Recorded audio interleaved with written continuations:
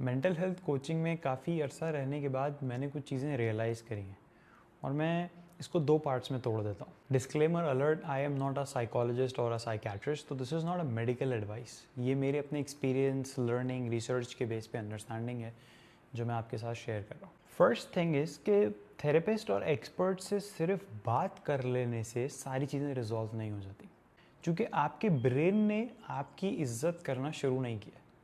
Imagine एक brain को एक इंसान की तरह ही देखो एंड इमेजिन कि वो आपकी इज्जत नहीं कर रहा है, तो आपके अंदर जो एहसास है खुद से, खुद को आप जैसे देखते हो, उसकी जो फीलिंग है, जो सेंस ऑफ बीइंग है, वो बहुत डिफरेंट है। अब उसके लिए आपके बचपन में जो भी हुआ, या चाइल्डहुड वूंड्स हैं, या ट्रॉमेटिक एक्सपीरियंसेस हैं, या पास्ट रिलेशनशिप्स में, या पास्ट लाइफ में abuse, harassment, this and that, उन सब के बेस पे आप खुद से जैसे रिलेट करते हो, उसके अंदर या तो इनसिक्योरिटी है, या कहीं ईगोइस्टिक है, या कोई इम्पैथ है, कोई अवॉइडेंस है, फला फला फला फला बहुत सारे इशूज़, मेडिकल टर्म्स।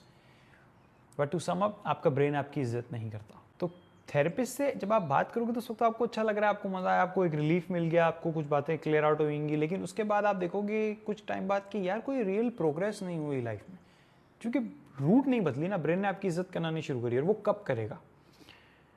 जब वो आपको ऐसे एक्शंस लेते हुए देखेगा, चाहे वो बिजनेस करियर की फील्ड में हो, जॉब वटेवर, चाहे वो फिजिकल फिटनेस में हो, चाहे वो रिलेशनशिप्स में हो, चाहे वो रिलैक्सेशन में हो, क्रिएटिव एक्सप्रेशन में हो, लाइफ के अलग अलग एस्पेक्ट्स में जब ब्रेन देखता है कि यार ये जैसे एक्ट कर रहा है। इमेजिन अगर आप पूरी तरह हील्ड हो, कोई इश्यूज़ नहीं है, हाई सेल्फ कॉन्फिडेंस है, सारी स्किल्स हैं, बिल्कुल हेल्दी हो हर चीज़ में, और सक्सेसफुल हो, तो अब आप लाइफ में कैसे एक्ट करोगे, कैसे बात करोगे, कैसे रिलेशनशिप्स में लोगों से इंटरेक्ट करोगे, किस तरह अपने बिजनेस में, अपनी जॉब में काम करोगे, कैसे बाउंड्री सेट करोगे, कैसे नो बोलोगे। एक सक्सेसफुल और हील्ड और फुल ऑफ कॉन्फिडेंस वाला इंसान कैसे एक्ट करेगा, वैसे एक्ट करना शुरू कर दो, अनकंफर्टेबल फील करते हुए।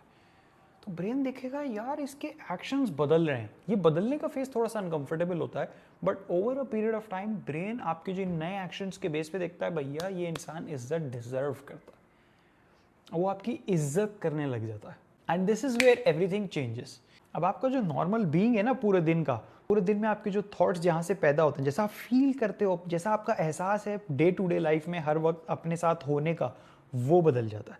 जब आप खुद को कोसना, खुद को तंग करना, खुद को पनिश करना, खुद के बारे में इनसिक्योर फील करना, खुद के बारे में बुरा बोलना, या ओवर इन्फीरियोरिटी कॉम्प्लेक्स होना या सुपीरियोरिटी कॉम्प्लेक्स होना, इन चीज़ों से फ्री होने लगते हो और ख़ुद के बारे में अच्छा फील कर रहे हो, खुद से रिलेटेड अंदर सेल्फ कॉन्फिडेंस है, हाई सेल्फ एस्टीम होती जाती है, तो अपने आप लाइफ में एक रिलीफ और एक सुकून आने लगता है।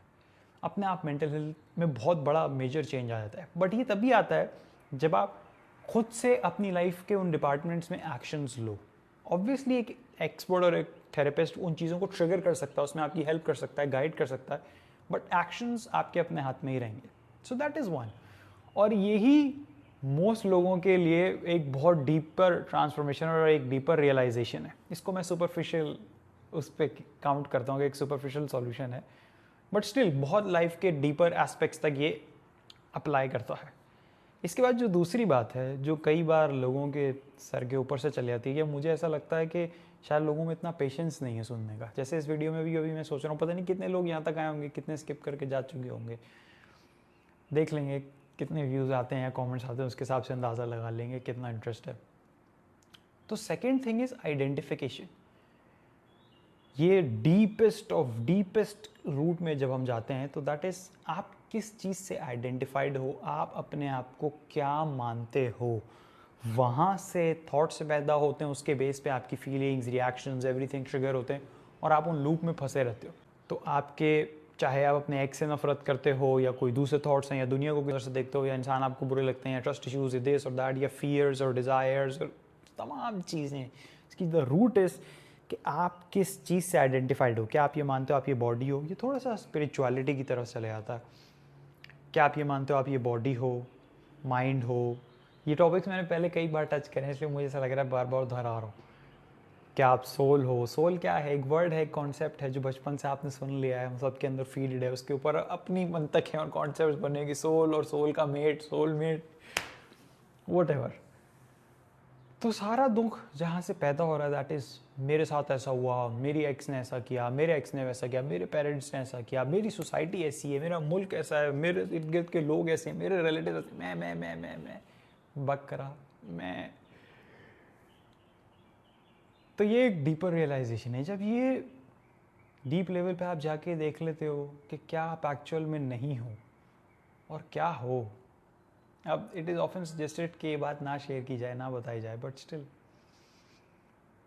वो जो थॉट्स उठते थे अब वो उठेंगे कैसे? और अगर वो उठते हैं तो उनकी गलत फहमी में हंसी आ जाती है, वो वहीं मर जाते हैं। तो थॉट के आगे की ओवर थिंकिंग, उसके आगे के इमोशंस, उसके आगे के रिएक्शंस, उसके ऊपर सफरिंग, पूरी चेन ही मर गई, पूरी चेन ही टूट गई। तो आप रिलैक्स्ड होकर के अपने नेचुरल एसेंस में, which is piece by default, उसमें आ जाते हो। And now there is nothing to say, nothing to do, or nothing to not do.